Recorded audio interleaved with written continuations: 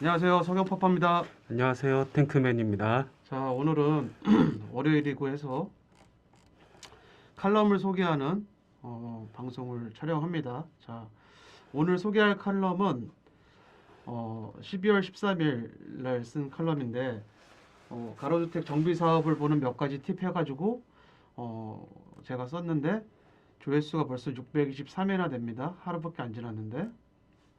네, 그렇습니다. 이거 가로주택 정비사업 칼럼인데, 네, 평소에 이런 거 질문을 많이 하셨죠. 가로주택 정비사업 너무 어렵다. 어떤 식으로 좀 투자하면 좋을지 좀 팁이라도 좀 알려달라라는 분들도 좀 많으셔서 이번에 한번 그 석영파파님께서 한번 큰 마음 먹고 한번 칼럼을 쓰셨거든요. 네, 자, 사실 가로주택 정비 사업이 매우 생소한 개념은 아니에요. 그냥 블록이 큰 재개발이나 재건축 사업지를 좀 더 작게 쪼개서 네, 사업을 하는 그런 방식인데 장점과 단점이 있겠죠. 장점은 작은 구역이기 때문에 동의를 빠르게 받을 수 있다. 그래서 사업의 속도가 빠르고 그리고 현 정부가 가로주택에 대한 인센티브를 좀 주고 있잖아요. 네, 그렇습니다. 뭐 사업 시행 인가랑 관리 처분 인가를 동시에 진행한다든지 네, 뭐 안전 진단이 배제된다든지 뭐 네, 그런 인센티브가 있어서 네. 사실 근데 그런 뭐 사실 그 임대를 좀 수용을 하면은 15층까지 지을 수 있게끔 네, 그런 규정도 있지만 국토부의 그런 규정도 있지만 서울시에서는 그걸 승인을 안 해주고 있죠. 네, 어, 웬만해서는 잘 안 해주는 것 같더라고요. 근데 네, 서울시 이외의 지역에서는 이미 실시를 하고 있고 네, 그런데 왜 안 해주는지에 대해서 우리는 곰곰이 생각을 해봐야 되는데 네, 제가 뭐 임장반이나 강의나 칼럼에서 누누이 설명드리지만 서울시 도시계획에서 가장 중점적으로 생각하는 게 뭐죠? 도시 미관 플러스 경관이에요. 네, 스카이라인. 예. 반드시 이 조화로운 스카이라인을 만들겠다라는 의지가 강하기 때문에 네, 아무리 현 정부가 주도해서 추진을 하는 이 빈집특례법에 근거한 가로주택이나 소규모 재건축 방식이 잘 진행이 되더라도 서울시는 그 7층이라는 룰을 뚫기가 매우 어렵다. 그게 현실적입니다. 그러면 왜 뚫기가 어렵냐? 현장에 가보시면 아실 거예요. 가로주택을 추진하고 있는 구역들이 보통 오밀조밀하게 붙어 있는 그런 주택가들이 많은데 생뚱맞게 어떤 자그마한 구역, 1만 제곱미터 이내의 자그마한 구역에서 고층 아파트를 지어버리면 어떻게 되죠? 그 옆에 있는 주택들이 피해를 봐요. 네, 일조권 일조권 침해를 침해 뭐 받겠네요. 네, 받고 뭐 갑자기 그 블록에 세대가 많아지는 거잖아요. 네, 그러면 이제 사람이 많아지다 보니까 여러 이제 안 좋은 요소들이 생길 수도 있는 거죠. 교통이 네. 막히겠네요, 또. 예, 교통 문제도 있겠죠. 네, 뭐 기타 등등의 문제가 있겠는데 네, 어쨌든 그런 현실적인 이유 때문에 서울시에서는 웬만해서는 7층을 넘어서서는 허가를 해주고 있지 않아요. 현재 어, 7층 이상의 사례가 아예 없지는 않은데 그게 원칙입니다. 자, 네. 7층 이상 뚫는 게 좀 희소한 것 같아요, 예, 보면. 그러니까 네, 못 뚫는 게 원칙이죠. 뚫은 네, 게 예외고. 근데 네, 국토부 현재 규정상으로는 임대를 수용하면 15층까지 짓는다는 규정은 있습니다. 그래서 서울은 그걸 따르고 있지 않고, 그러니까 현실적으로 못 따르고 있다고 표현하는 게 훨씬 더 맞을 거예요. 근데 음, 나머지 기타 지방 도시들은 그 이상으로 짓고 있습니다. 자, 네, 아니 그 가로주택 정비 사업이 사실 뭐 실시한 지 얼마 안 돼서 재개발이나 재건축처럼 완벽하게 제도적으로 정착된 그러한 시스템이 아니어서 허점이 많습니다. 그 허점을 이용하는 사람들이 있는데 요즘 가로주택 정비 사업을 한다고 하면은 과거에 재개발 사업할 때 어, 입주권을 노리고 신축 빌라 지분 쪼개기를 하는 그런 구역들이 많았죠. 네, 근데 그 사람들이 이제는 이제 서울시에서 재개발을 잘 승인을 해주지 않으니까 반면에 가로주택이라는 것을 이제는 잘 밀어주고 있으니 그 사람들이 가로주택 판으로 넘어왔어요. 넘어와서 하는 것들이 똑같죠. 뭐 신축 빌라 지어가지고 입주권 나온다. 그런데 신축 빌라에서 월세도 나오면서 초기 투자금이 싸다라는 이유로 건축가격이랑 무관이다.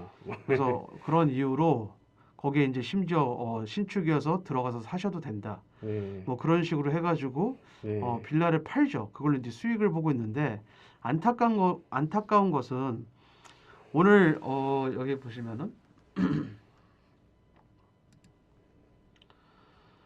어, LH에서 가로주택 정비사업 사업성 분석 서비스를 시범 운영을 시작합니다 해서 저희가 한번 해봤어요. 해봤는데 뭘 땅의 용도도 나오고 그리고 심지어 노후도도 나옵니다. 네, 노후도도 굉장히 나오고 신기하더라고요. 네, 그리고 별이 5개면은 비례율 120%, 별이 4개면 비례율 100%, 뭐 별이 3개면 비례율 80% 이렇게 해서 네, 100% 내외여야지만 준수한 편이고 120%면 아주 베스트고 반면에 이제 네, 별이 3개여서 80%면은 웬만하면은 물론 진행은 할 수 있어요. 추가 분담금이 많이 나올 뿐이지. 네, 근데 그거는 이제 보통의 의지로 될 수 있는 부분은 아니고 네. 그 그 구성원들이 좀 그렇죠. 시드머니가 커야겠네요. 그 네, 이제 세대원들이 네, 소득 수준이 좀 높아야죠. 그런데 네, 우리가 이걸 아셔야 돼요. 가로주택이 어느 구역에서 추진을 되는지를 알아야 되는데 재개발이 해제된 구역에서 추진되는 게 네, 원칙이에요. 그렇죠. 예. 네, 아니면 정말 사업성이 안 좋아서 재개발이 안 되는 구역에 하는 게 원칙이에요. 네, 그러면 재개발이 해제되는 구역들이 왜 해제가 되었는지를 봐야 되는 게 해제의 이유가 조합장의 비리나 혹은 비대위가 강한 거면은 그 요소만 해결되면 상관이 없는데 사업성이 너무 안 좋아서 해제된 곳은 답도 없어요. 예. 네, 특히 조합장의 비리 같은 경우는 조합장 바꾼 다음에 다시 재개발 추진하면 상관이 없는데 그런데 사업성이 안 좋은 곳은 그냥 계속 주구장창 그대로 되는 거죠. 그래서 그곳이 사업이 되기 위해서는 두 가지밖에 없어요. 평당가가 올라서 사업성이 개선이 되거나 아니면 제도적으로 뭔가 도와주거나 그 제도적으로 도와줘서 되는 곳 중에 하나가 백사마을 재개발 구역이죠. 그래서 네. 그런 예외적인 곳들 빼고는 그냥 10년, 20년, 30년 지지부진하게 있는데 어쨌든 요거를 좀 활용해 보시면 좋을 것 같습니다. 네, 저희도 한 두 개 사업지 정도 신청을 따로 해봤어요. 따로 신청을 해놓고 또 회원님들에게 좀 소개를 해드리는 시간을 차후 한번 가져보도록 하겠습니다. 여기서 발라도 하에리스님이 석간동 가로주택 정비구역을 보고 있는데요. 해가지고 이제 내용을 좀 보시면은 어쩌고 저쩌고 이렇게 해가지고 한다. 근데 이분의 문제점이 뭐 이분이 궁금해하시는 점이 뭐냐면 현실적으로 완화된 규제의 10원지까지 설립인가를 받은 조합은 이제껏 전무하다. 어디서요? 서울에서. 예. 그러니까 제가 아까 말씀드렸잖아요. 어, 임대를 수용하면은 가로주택도 15층 아파트를 지을 수가 있는 건 맞는데 규정상 서울시 조례는 그걸 인정하지 않고 있다. 그 말은 서울시에서는 15층까지 가로주택 아파트를 지을 수 없다가 이제 맞는 건데 실질적으로 지금 현재 서울시에 단 한 곳도 없습니다. 많은 가로주택 사업지가 있는데 대부분 7층으로 지었어요. 자, 그런 이유가 여기 보면은 현실적으로 가로주택 정비 사업은 고축 건물을 짓는 경우 일조권, 조망권, 그리고 사생활 뭐 침해 등에 인한 인근 주민의 반발이 심해서 사실상 사업 추진이 불가능하다는 것이라고 나와 있는데 장이 11-2 구역은 10층을 받았어요. 이건 좀 특이한 사례고 이게 특이한 사례예요. 그래서 이분이 지금 이 석간도 가로주택 투자를 염두에 두고 있는데 이러이러한 얘기를 하세요. 그러니까 결국은 투자를 해야 되는지 말아야 되는지를 말하는 건데 저희가 이 스튜디오에 오자마자 석간동 가로주택 구역에 대한 사업성 신청을 했는데 와 진짜 대박인 게 뭐냐면 거기가 가로주택을 추진하기 전에 저희가 거기 노후도를 그 옛날 체크를 했었을 때는 노후도가 80%가 넘었는데 지금은 72, 3%로 간당간당해요. 그러니까 노후도가 상당히 많이 깨진 거죠. 그건 무엇을 의미하느냐? 성북구에서 가장 소득 수준이 낮은 석관동, 즉 서민 중에 서민들이 사시는 거주지, 즉 추가 분담금을 낼 여력이 없는 동네에서 신축 빌라 지분 쪼개기로 노후도를 무너뜨려 놓고 그리고 그 자그마한 가로 구역에 조합원 수도 확 늘려놨어요. 신축 빌라로 인해서. 그래서 간당간당하게 노후도 70% 정도에 걸려가지고 구역 지정이 되고 조합 설립 인가까지는 받을 수 있겠지만 그 신축 빌라 세대들 때문에 늘어나는 사업비, 늘어나는 추가 분담금을 감당할 여력이 없어서 결국 사업 시행 인가 받기가 쉽지 않을 거예요. 예산 지원을 받지 않는 이상. 네. 근데 거기가 7층을 뚫을 수 있느냐가 또 문제잖아요. 네, 그렇죠. 그게 핵심인데 네, 여기 15층까지 하면 뭐 어떻게든 사업성 보전을 받겠지만 과연 그게 될까가 현실적인 문제일 것 같아요. 네, 그래서 네. 여기를 보시면 네. 여기를 이제 좀 보시면은 어, 네, 돌고지역 쪽이네요. 여기 있구나. 네.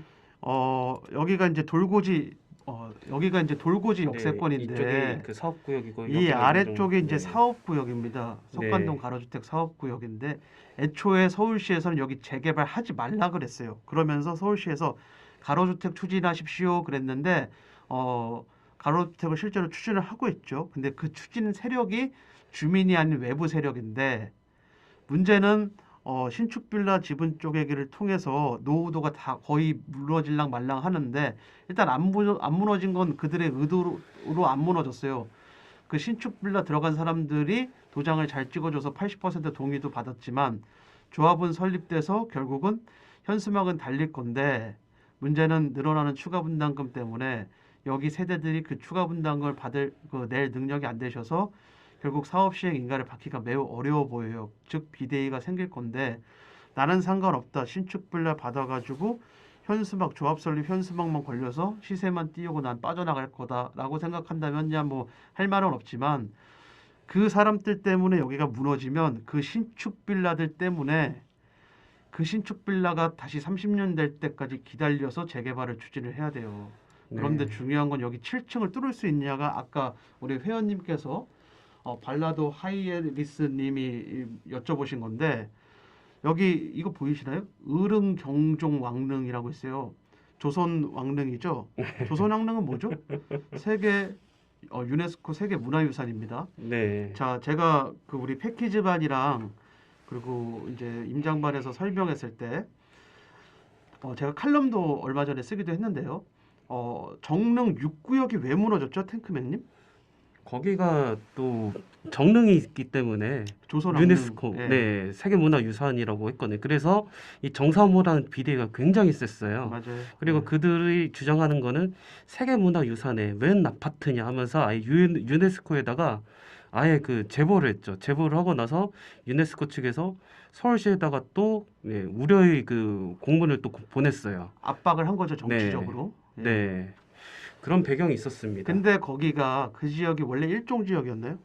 그 거기 정릉이? 네, 일종 지역이었는데 재개발 구역이 지정되면서 이종으로 변경을 해줬죠. 종상향을 변경해줬는데 결국은 1종 4층까지밖에 못 짓는 땅을 재개발을 통해서 2종까지 일단은 종상향을 해줬어요. 네, 그런데 재개발이 해제되면서 다시 1종으로 전환될 위기에 처해 있는데 이건 성북구청에 직접 물어본 사실입니다. 네, 저희의 생각이 아니라. 근데 여기에도 조선 왕릉이 있어요. 천장산이라는 산도 있고 네, 아니나 다를까 여긴 고도지구예요. 그래서 네. 보이실지 모르겠는데 2종 일반 주거지역 7층 이하라고 아유, 여기는 7층 높게 지어야 7층밖에 안 되는 곳이에요. 네. 아, 그러네요. 이게 원칙이에요. 네, 자, 이미 작년에 80%가 넘는 노후도를 기록했던 석관동 지역. 그래서 작년까지만 해도 사업성이 준수한 편이었던 석관동 지역이 신축빌라 업자가 신축빌라 팔아 제끼느냐고 가로주택을 추진하면서 노후도가 약 72에서 73%로 무너졌습니다. 네, 그러면 그 노후도가 무너진 만큼 이 원주민들이 추가 분담금을 나눠서 내야 되는데 네, 제 생각에는 이거는 이제 투자를 책으로 하신 분들은 잘 이해를 못 하시는데 실전 투자해 보신 분들은 이해하세요. 그 지역 주민들의 수준이 상당히 중요합니다. 그 사업 속도에. 네, 예. 그래서 추가 분담금 더 내도 되고 더 건축 평당 건축비를 더 내도 되는 그런 지역은 시원시원하게 잘 돼요, 사실. 서울시의 인허가만 잘 나온다면. 근데 여기 같은 경우는 서울시의 인허가가 잘 나와도 잘 안 될 수가 있어요. 서울시의 예산 지원이 없는 한. 그렇죠. 뭐 또 예. 그런 주장도 할 수 있는데 레미안 석관 아파트가 20층 정도 되는데 레미안 석관 아파트처럼 우리도 뭐 그 정도까지 중상화하면 되느냐라고 그렇게 주장할 수 있는데 레미안 석관 아파트는 3종 일반 주거 지역이었잖아요. 근데 반면에 레미안 아트리치 그 레미안 아트리치는 더 신축인데 여기는 또 2종으로 남아 있어요. 그러니까는 여기 점점 보시면은 그게 그 종상향을 어렵게 만들고 있죠. 여기는 이전 정권의 사업지 해가지고 3종 일반 주거 지역입니다. 네. 레미안 석관 아파트, 네. 저기 돌고지역과 어디야? 과기대역, 상월공역 그 사이에 있는 곳이고, 네. 그리고 이제 아트리치, 이문동의 경계면에 있는 이 아트리치는 다행히 2종 7층 이하는 아니고 2종 네. 일반 주거 지역이어서 네. 2종 7층 이하보다는 높게 짓는 곳이죠. 예. 네. 근데 그 맞은편에 이편한 세상은 3종 일반 주거 지역입니다. 네. 이거는 그 옛날 구축, 이거는 최근의 신축. 그래서 어떤 정부가 허가를 내느냐, 인허가를 내느냐에 따라서 다른 거예요. 네.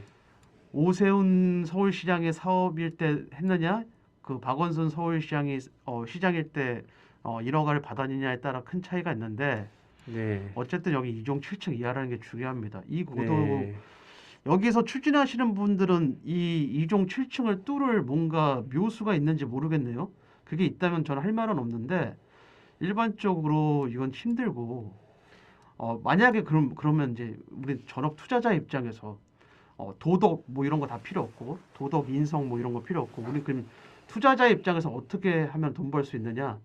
간단합니다. 그냥 이들이 선동할 때 빠르게 들어가면은 돈은 벌어요.